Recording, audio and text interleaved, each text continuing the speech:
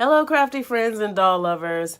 I am back today with an update on my unfinished objects.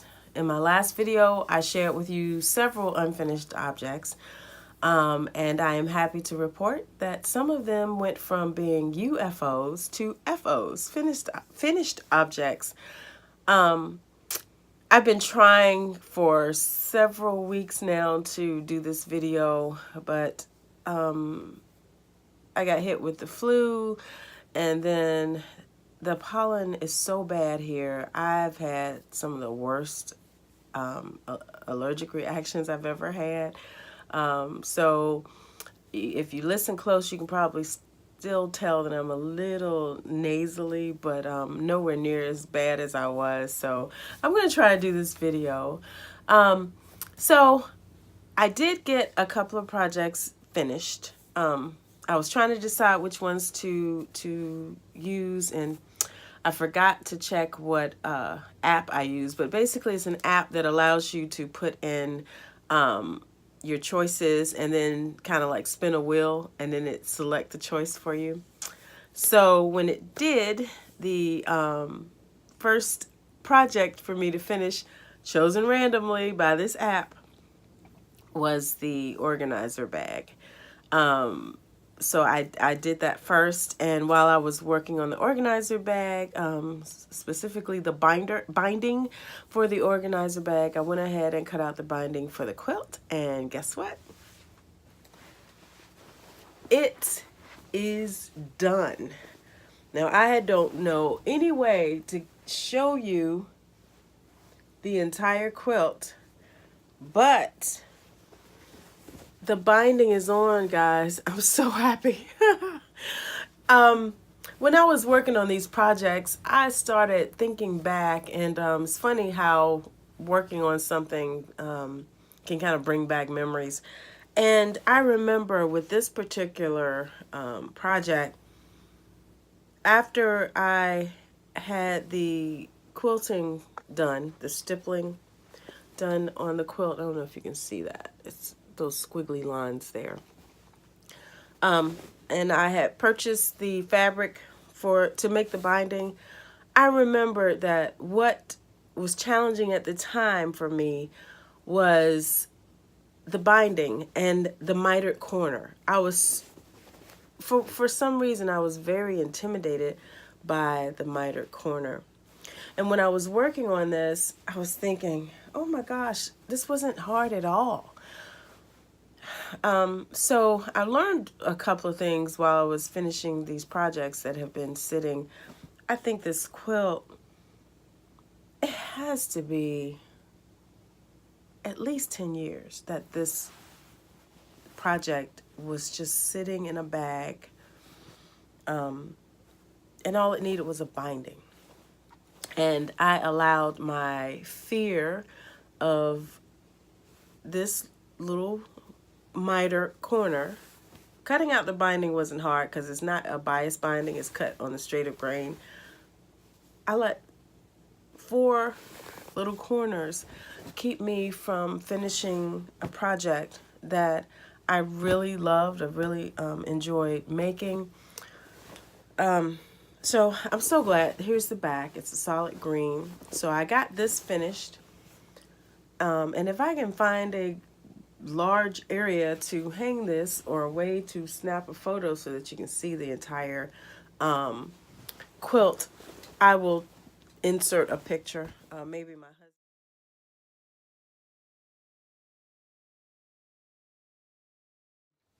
Anyway, I'm so glad this is done. So check. Okay. When I showed you this next object, or this next project, it was in pieces. So I'm going to show you the finished project, and then I'm going to tell you what I remembered and why this project stayed so long in a state of pieces. So this is the finished organizer bag. So it has a handle. It zip. It has a zipper to open it and close it. So it's two zipper pulls. So I'm gonna open it and show you the inside. So this is the zippered mesh pocket, and right now I have this other cute little thing that I made. It looks like a fortune cookie. I found a free pattern on Craftsy, which is now Blueprint, and I use it to hold these little clips here. So instead of using pins, a lot of times I'll use these clips to hold projects together while I'm sewing them. So I made this bag to put items in that I would need, say if I was taking a class or one day maybe teaching a class, I don't know. But anyway, it has, and I apologize for the light glare there, but I stuck my sewing machine needles. I'm trying to put things in here. This is the yarn, the thread that I carried with me. Actually, I carried this to work so that I could hand sew the binding, finish sewing the binding on, and it was perfect because I could just grab it and I had my needles and everything. But anyway, that will not stay there, but just it gives you an idea of how these gusseted pockets will allow you to store some pretty thick items. So, and then this page here, with the pockets, and I have my nifty little needle threader here, my hand sewing needles, a tape measure, all the little things that are in the sewing room, but you can never put your hands on them when you need them. And then this pocket here. This pocket here has the entire pocket. The other pockets were split down the middle, but this pocket here is a longer pocket, and there's 3 on this page. Oh, wait a minute. Oh, and okay, so this one is 2 per page. These are 4 pockets. These are 2. Okay, so, and then this is the little mesh sleeve that if I want to slide some things in, I can. So, I went through, as I was sewing this, I think I told you that one of my problems was sewing the zippers in the vinyl. I realized that really wasn't the issue. Well, it kind of was. I have upgraded my sewing machine so that it sewed very easily.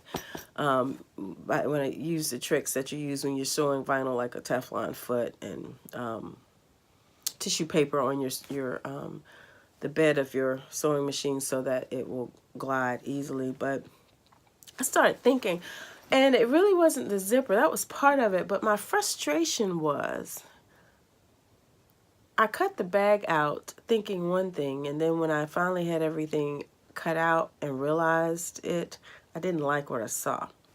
So as you can see here, this has a sewing machine motif. The sewing machine really should be going this way. So instead of the long way, they should be going crossways. Now, when I was cutting it out, what I was thinking was, when I carry it to class or when I'm using it, it's going to be in front of me like this. So I cut it out like that, only to realize that it was probably been better to cut it out like this. Okay, that was the one issue. The other issue was I followed the pattern, and I don't know what could have been the issue. These sleeves have Velcro on them, so they're designed to pull out so you can add more sleeves. What I realized was when I made the pockets, there was a little template included in the pattern. The vinyl came short of where I think it should have been. It should have come in enough to be completely covered by the Velcro when it actually was a little short. So I got frustrated. Why? Because my bag had flaws. And I look back on it now and I'm thinking that is so silly. Because even with the flaws, the bag serves a purpose. It's serving the purpose that I made it for. And that is to carry supplies so that I whether it's in my home or to keep everything in one place so I won't be looking around. I can't tell you the number of times I've used my seam ripper, put it down, just put it down, and then I go look for it. I'm like, I didn't move. Where is it? And then I have to go looking for another seam ripper. Well, this one is in here, and I know it's in here. And as long as I put it back in here, it will always be in here. The same thing with the sewing gauges and things like that. Just things that I had stashed in a... At first, I was carrying it around in like a tackle box.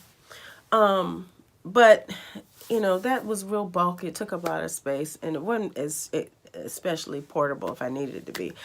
So anyway, I started thinking about it, and I was thinking, how many times in life have I not done something because because I didn't feel that I was perfect enough or adequate, or I had the right skill set or whatever, or that I was afraid. I was avoiding something, doing something because I didn't think I knew how to, or I mean, just a number of reasons. And I was thinking that I let those two items sit for so long. And when you're sitting still, you're not fulfilling purpose. So I started thinking about that, and I'm like, what did I learn? I learned that it's okay not to be perfect. And even in making the items or making doing the different craft projects, that it's okay, because each time you do something, you learn something. It may not come out perfectly, but you learn something. So even if you are making something and you totally mess it up and it ends up being thrown away, if you look back on it, did you learn something? You at least learned what not to do. The other thing I learned was to not be so hard on myself. It was my first time making that organizer bag. I learned some things. I know some things to look out for if I should decide to make another bag. But the bottom line is I got a bag that is fulfilling the purpose that I was making it for. So, it's okay. And I'm the first person to say that I know what it feels like to be a perfectionist. And it's not bad when you're striving to do things and to do them well and to learn. But I think, at least for me, it is bad when your perfectionism keeps you from moving forward. It keeps you stalled in one place. And basically, because for whatever reason, I did not finish these projects. These projects were basically stalled and sitting somewhere gathering dust, when all it took was me having the courage to just tackle it, do it, not worry about the outcome. And in doing so, I learned so much. I learned a lot about myself. I definitely learned a lot about sewing zippers on vinyl. I learned a lot about cutting out bias binding.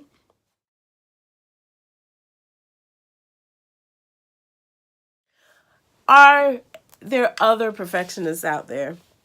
Share your story with me. Do you have things that you are not doing because you are afraid that you can't do them right, or something that maybe you stopped working on because it wasn't perfect? I encourage you, keep on working on it. even if it's just to teach you something new. Maybe you messed it up really bad, but maybe now you can take it and practice something else that you've always wanted to try. But I encourage you to if you have projects sitting, and I'm not saying that everybody who has a bunch of unfinished projects has this issue, because all of my unfinished objects are not because of these issues. Some of them are just because I just don't have time. I work full time, so I try to work on things when I have free time at home. I don't want to spend all my time away. I do have a husband. I do want to spend some time with him. So, there are other reasons, but for these particular projects that I just finished, I was thinking back on when I started them and how excited I was, and then I just got to a point where they didn't appeal to me anymore, and it had to do with my perfectionist tendencies. So I encourage you that if you are in that position where you are allowing your perfectionism to keep you from finishing something, I encourage you to just work past it and just remember there's a purpose for what you're doing. There's something to be learned, and there's something to be gained, whether it's just knowledge of a new skill or an actual product, finished project that can be put to use. And the biggest thing of all, especially if you're making something, and that's what I find myself when I'm making something for someone else to give to them. Oh my gosh, the perfectionism meter is way off the charts, because I am thinking, oh, this isn't good enough, or they're not going to like this, or whatever. But I realize I know every single flaw in these two projects that I finished, but the person who I may gift my project to, that I'm making it for, is not going to be so critical, or maybe they will, but most times I find that people aren't as critical of what I do as I am of what I do. And for me to stop and allow something to go undone because of that means that potentially I am not blessing someone who may need that gift that I am making. So I would love if you would leave a comment, just sharing your experiences. I would love to hear about any projects that maybe you've picked up and dusted off after hearing the video. Thank you so much for taking the time to watch. I hope I didn't ramble too long. And remember to like, comment, share, and subscribe. And don't forget to hit that notification bell so you know that each time when I upload a video. And I will see you in my next video, hopefully with another finished object and some new things that I'm working on. Bye.